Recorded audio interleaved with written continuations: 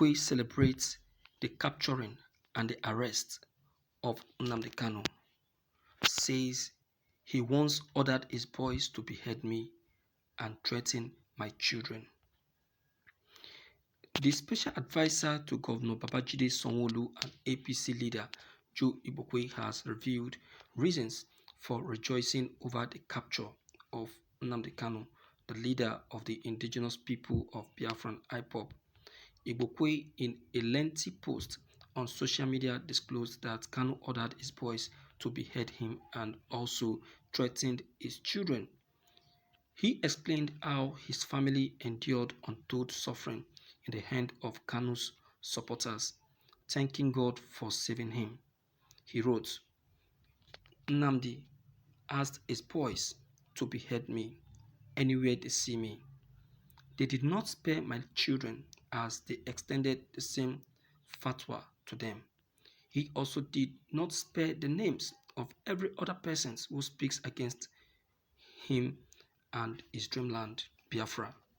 Why they were looking for him and also looking for his boys, he escaped. While they were looking for me, I sought the face of God, hours on end, because I know that to kneel is to win. It was a big battle. Friends were calling me. Family members shouted from the roof that I should lie low. My children said I was putting them in constant danger. My wife complained and shouted, but when she discovered that I cannot change, she resorted to seek the face of God also. My family lived in fear. When they could not get me, they resorted to calling my phones to pour invectives. They threatened my children at the drop of a hat. On my Facebook page, the Children of Heart, Nnamdi Kanu trained and nurtured for years in abuse and hate, bigotry, primordial sentiment, ethnic preoccupation, why come in their thousands to rent abuses with all kinds of unprintable words. They cannot even read what he wrote to understand the trajectory. I endured it all. When they noticed that I am not bothered, they resorted to propaganda and heckling. First, they said I was jogging in Lagos and collapsed and died. Secondly, they said I was beaten up in Lagos by IPOP members. Just last week, after they came up with the same story, that I was beaten up again. In quick section, they said my house in Nnamdi has been burnt down. All these were triggered to weaken my resolve, but they did not know me. When I believe in something, I hardly give up. Now, what is my offense? I do not want Biafra, and I gave 20 reasons why it cannot stand in the 21st century. I say that Igbo have not spoken and Nnamdi is a baby to dictate the fate of 40 million Igbos in Nigeria. Nnamdi never liked this. At a time, I asked for a debate and he said I am too small to face him. Nnamdi carried on with his suicide mission, and today I cannot tell the number of young Igbo men that have been wasted in the last 1 year. In the last 2 months, hundreds of youths lost their lives in the most gruesome manner. I warned, but nobody paid attention. The elders kept quiet for fear of being killed by Nnamdi Kanu killer squad. Even the governors in the southeast could not speak for fear of being attacked. Governor Hope Uzodinma suffered unmitigated disaster and assault. I did videos to warn of the impending danger and they got more angry and digged deeper. Wow, Joe Igbokwe, you are the one that attracted what is eating you up. You are the one that invited the war that is going after you. You talk too much. Yes, you have a Philippine tongue. You're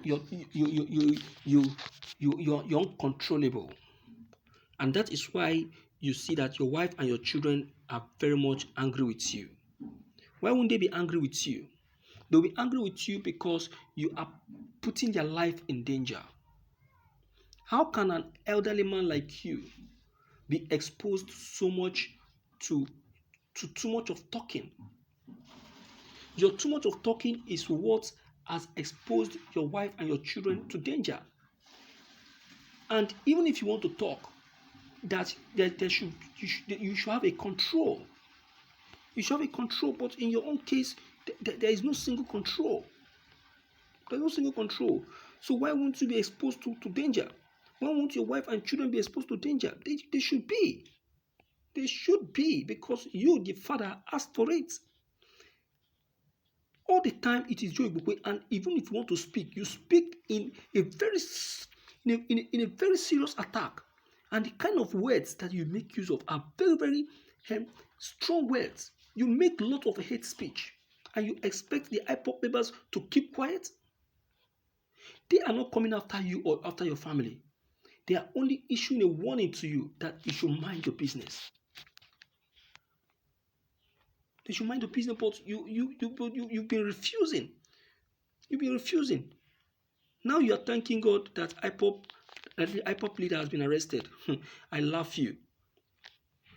The next kneeling that you are going to kneel, as you are kneeling now, celebrating, you are going to kneel to apologize to IPOP. I tell you this. You are going to kneel. The way you are kneeling now, celebrating the arrest of Nnamdi Kanu, is the same way you are going to kneel when victory is granted to Biafra.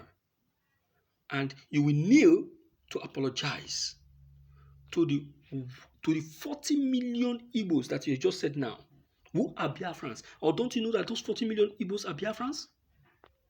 Oh, I dare you. You keep celebrating. I know that people of your kind will celebrate. I know.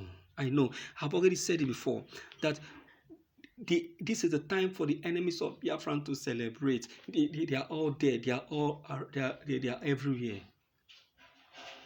They are everywhere. Yes. And I can see that. They have already started, but you are celebrating your own downfall. The court hearing will begin on the 26th of July. You get set, because the IPOP members are set. Then you people will hear voices that you have not heard before. Then you people will now know how great and mighty Nnamdi Kanu is, and how greatly connected he is. Yes, you will now know. You will now know very soon.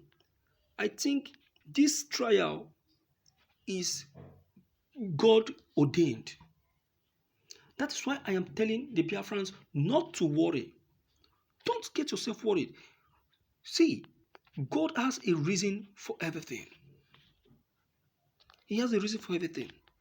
This is what will give you people the key to open, the key to Biafran freedom. Yes, the key to Biafran freedom. So you don't need to bother. You don't need to sober. You don't need to sober. Instead, celebrate. Leave Joe Igbokwe. Leave him. He has been like that. Why won't you? And besides, who knows? Those people he is talking about that is attacking his family, wife, and children, maybe the gunmen, and he's there calling IPOP members. What does the IPOP members got to do with your children? Or do you think that they are those Lagos thugs that go after people's family? Huh? This is what you're talking about.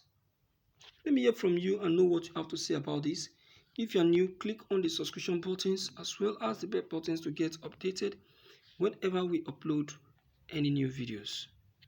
Thank you.